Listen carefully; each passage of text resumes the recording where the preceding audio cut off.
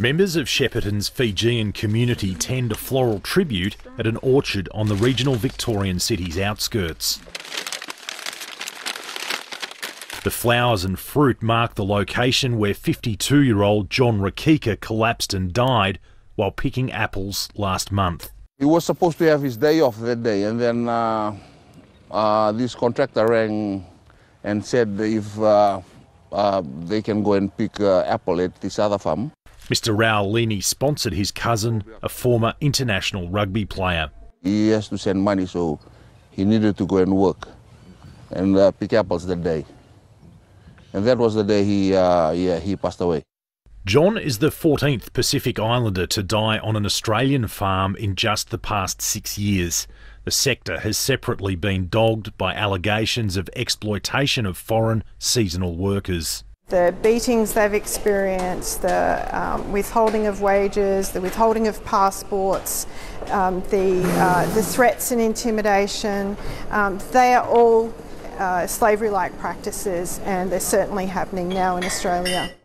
Many around Shepparton in Victoria's vast Goulburn Valley are Fijian and say false promises and poor conditions are not uncommon.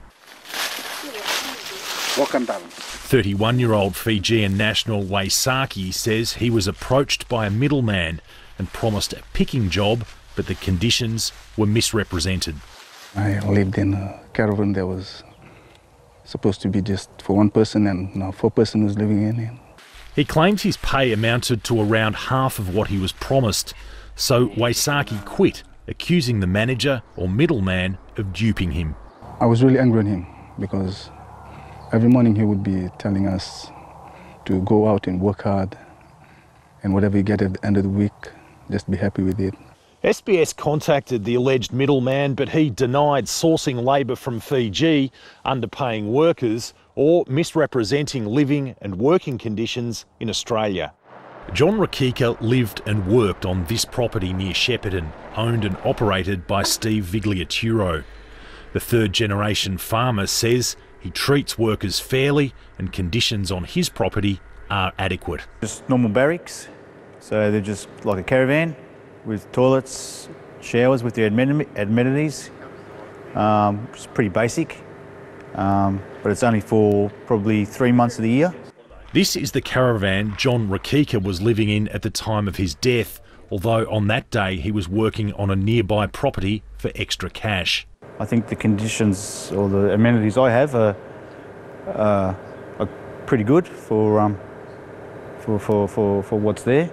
SBS is not suggesting his living or working conditions contributed to his death following a suspected heart attack. But deaths of overseas labourers have only heightened the scrutiny on the sector, which has faced allegations of poor nutrition, overwork and underpayment in recent years. I think what I've seen is really the tip of the iceberg. He's a fit guy. How can he pass away with his bag of apple?